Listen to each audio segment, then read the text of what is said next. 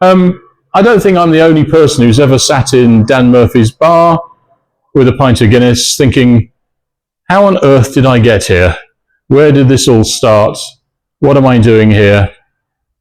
And then go and have a lie down. But what I did is I started to work back through the reasons that I am sat in Dan Murphy's bar with a pint of Guinness in front of me on a sunny afternoon.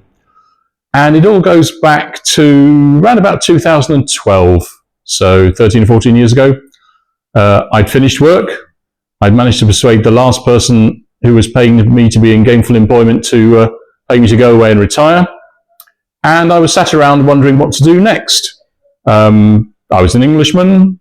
I was in my house somewhere near Coventry.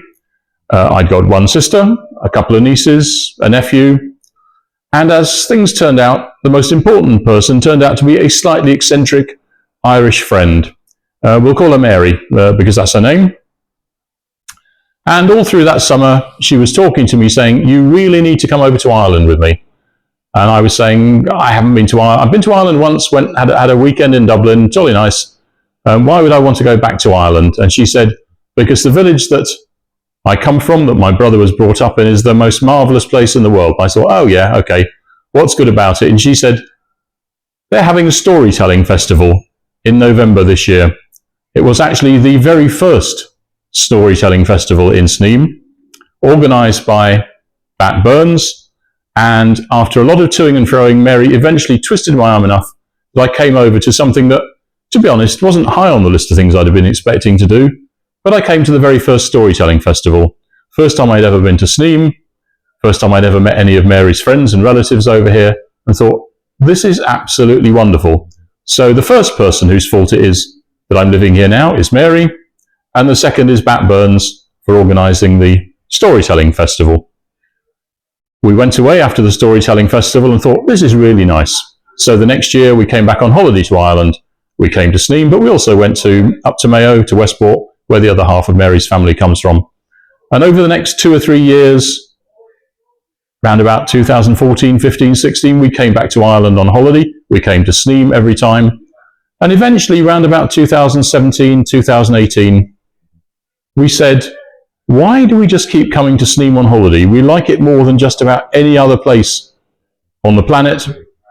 So what happened then was we'd both got our own small house in England, and we looked into selling my house and buying a house here in Sneem, which we eventually managed to do back in 2019. And that was complicated. Buying a house in a different country is not the easiest thing in the world to do. Coming to terms with the Sneem, Kerry way of doing things, where workmen promise the earth and then, with the best will in the world, never turn up. It gets a tad frustrating. But eventually, we had the house bought, we moved in, the drains didn't work, but we had that sorted out, and eventually we settled down to living in Sneem, and it became very apparent that living in Sneem, living in Ireland, living in Kerry was very different to living in the UK.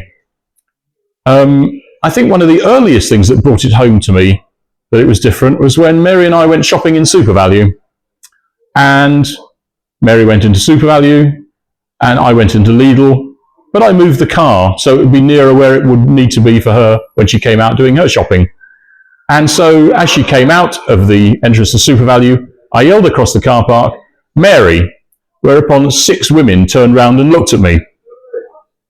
I upped the ante a bit and said, Mary Casey. I still had 3 women looking at me. It was only by waving that I eventually attracted the attention of the correct Mary Casey. And I thought, names and things are different over here. They really are different. Now, that's 2 people who are responsible for me being here. That's Mary, and that's Bat Burns. The third one is the village solicitor, Jim O'Sullivan. He's actually responsible for me being married to Mary, because after we'd moved here, we went to see Jim, who'd done the conveyancing on the house, and said, we're now living here, Jim. We've been here long enough that we are Irish residents, so we need to make a new will. And Jim said, well, that's fine. And we started to lead him through it, and he said, you're not married then?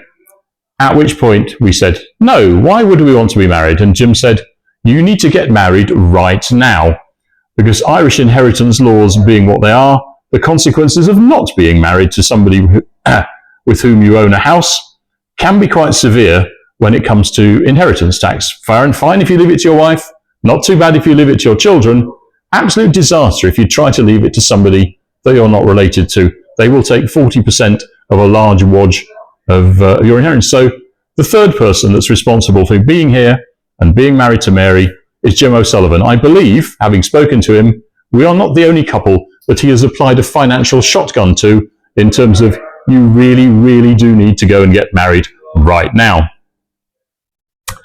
So that led us, as the time was, into lockdown, COVID lockdown, but Mary and I needed to get married.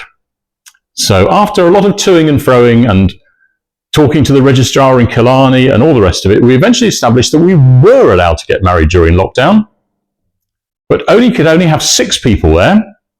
And we decided that if we were going to have a small event like that, we'd have it on D. O'Shea's patio. So we're one of the few people in the village who's actually managed to get married in one of the village pubs. We got married on D. O'Shea's patio with our 4 friends, Dave, Michelle, Richard and Maggie, and with Garvin and Mary Kavanagh peering through the door because they weren't officially allowed to be there. A wonderful day. I can recommend getting married like that to everybody. It removes so much of the what are we doing for the first dance and who's catching the bride's bouquet stuff just goes away. But anyway, suddenly I'm not only living in a country that I didn't even know existed, well, sort of knew existed, a town I didn't know existed. I'm married to somebody who I wasn't really planning to get married to. We were very happy together. We were happily bumbling through our life. And suddenly I discovered that not only am I married to Mary, I have a lot of relatives. As I said right at the beginning of this, I've got a sister, 2 nieces, 1 nephews.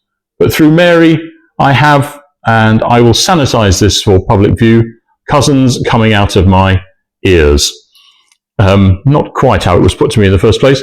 And basically around this village, if you rub anybody, they're either a Casey, an O'Sullivan, a Burns, and the odds on being related to them are extremely high.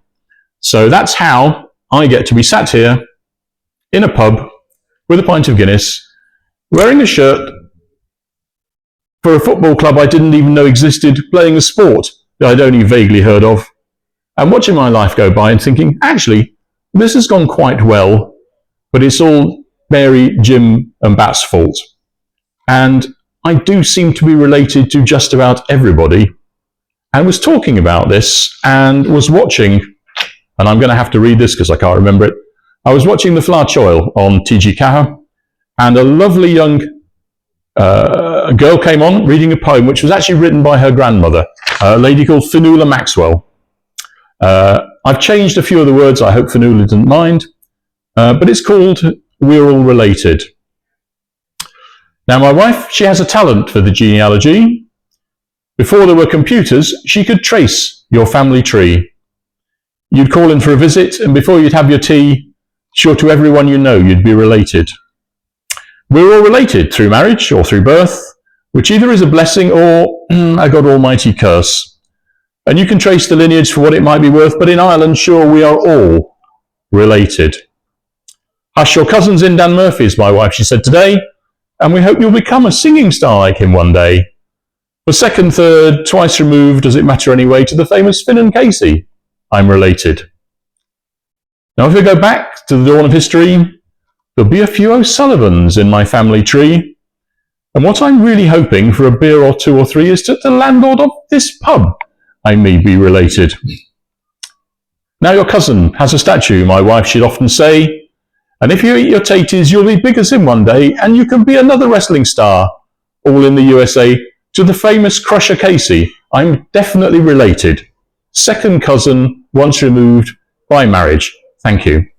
Yes, we're all related by marriage or through birth, which either is a blessing or a God Almighty curse. And you can trace the lineage for what it might be worth, but in Ireland, sure, we are all related. And if you don't believe me, just try it out someday.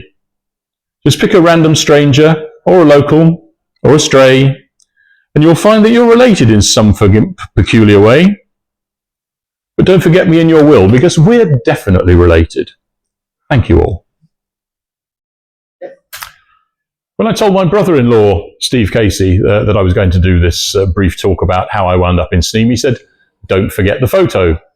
And I said, "What photo is that, Steve?" And he said, "The one that's got all the Steve Caseys in." And I said, "What photo is that, Steve?" And he sent it to me. And you'll see it on your screen in just a moment. It's a wonderful photo which features Crusher Casey, who I mentioned earlier, and another Steve Casey, a rather small Steve Casey, who's my brother, taken when he was about 12 and the cox of the team, and a Patrick Casey, a Paddy Casey, and a Noel Casey. And that's sort of what happens when you marry into the Casey family. You discover you've got a whole rowing team that you're related to.